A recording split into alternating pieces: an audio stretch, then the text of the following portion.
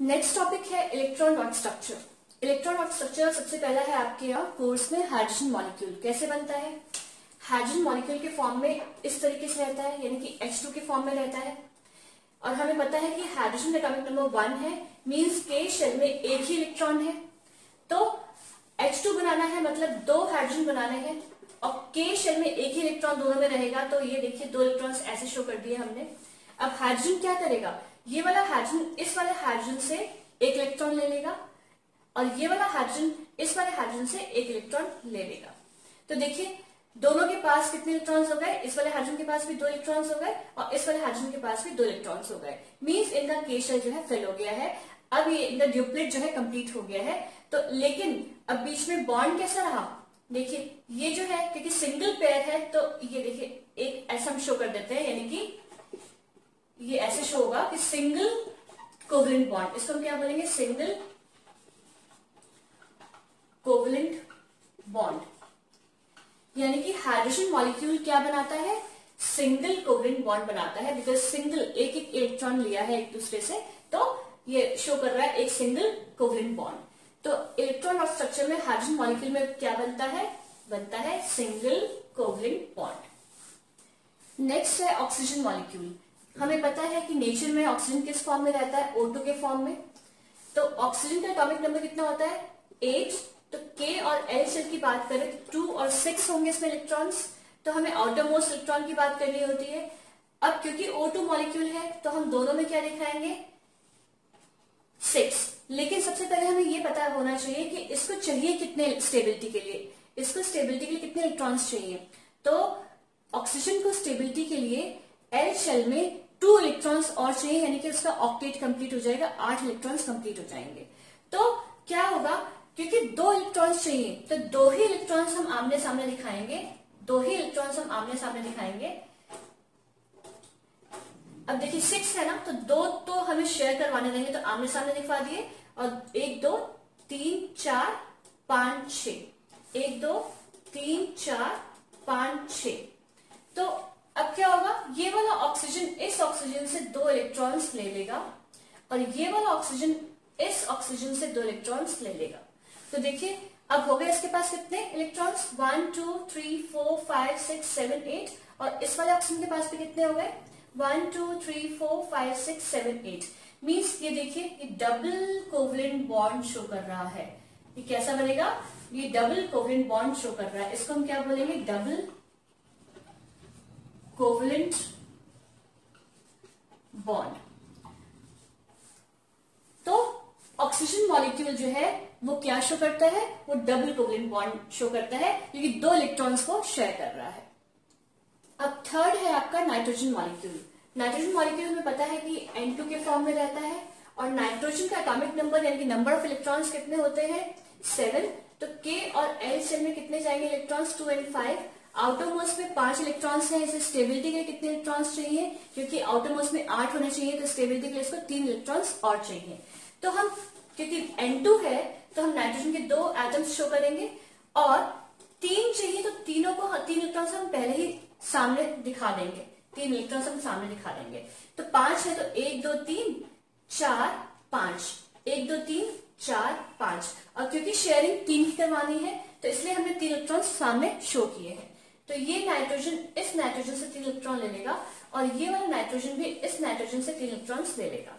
ठीक है, अब देखिए कितने हो गए इस वाले नाइट्रोजन के पास इलेक्ट्रॉन्स, 1 2 3 4 5 6 7 8। और इस नाइट्रोजन के पास भी 1 2 3 4 5 6 7 8। ठीक है, तो अब इसमें बॉन्ड कैसे बना, ये देखिए। ये जो है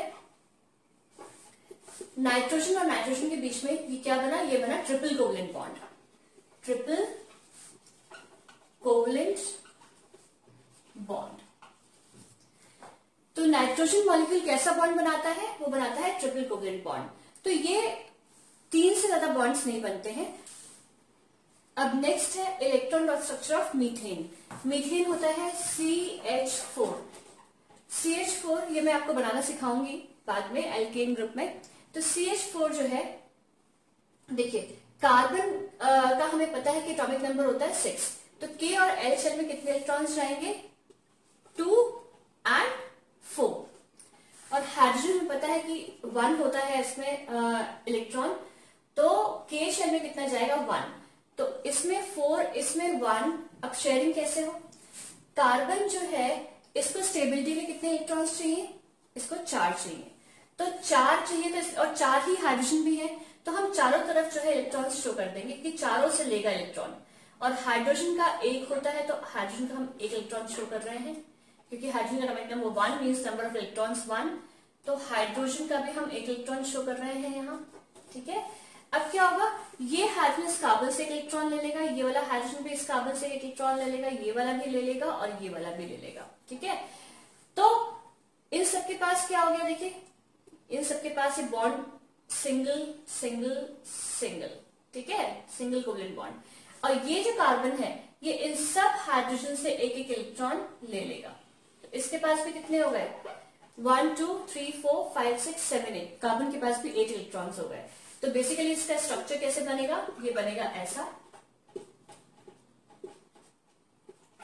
यानी कि ये जो है, ये इसमें कार्बन जो है अपनी टेट्रावेलेंसी शो कर रहा है, जो कि मैं आपको पहले भी बता चुकी हूँ, टेट्रावेलेंसी शो कर रहा है। तो ये है आपका मीथेन का फॉर्मूला और electron dot structure of methane. तो ये चीज आपको क्लियर हो गई होगी अब।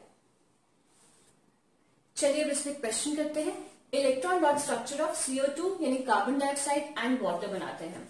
तो कार्बन डाइऑक्साइड की अगर हम बात करें पहले की, तो कार्बन का एटॉमिक नंबर है 6, के और एल शेल में कितने जाएंगे 2 और 4, आउटर मोस्ट में 4 है। ऑक्सीजन का एटॉमिक नंबर होता है 8, तो के और एल शेल में कितने गए 2 और 6, आउटर मोस्ट में है 6।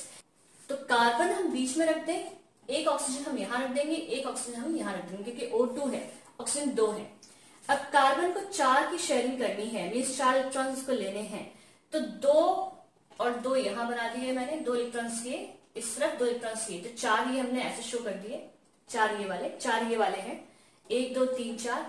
और ऑक्सीजन के पास कितने होते हैं ऑटोमोस्ट में 6, तो 1 2 3 4 5 6, 1 2 3 4 5 6।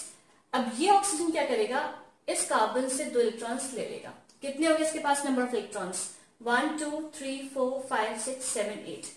और ये वाला ऑक्सीजन भी इस कार्बन से 2 इलेक्ट्रॉन्स ले लेगा, तो इसके पास इलेक्ट्रॉन्स कितने हो गए 1 2 3 4 5 6 7 8।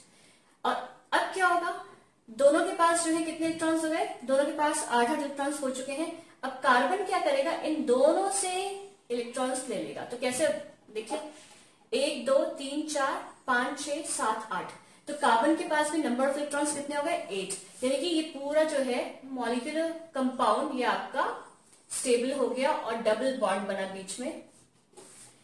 देखिए C double bond O double bond O, तो ये इसका बेसिकली CO2 का इस तरीके से हम बॉन्ड शो करेंगे।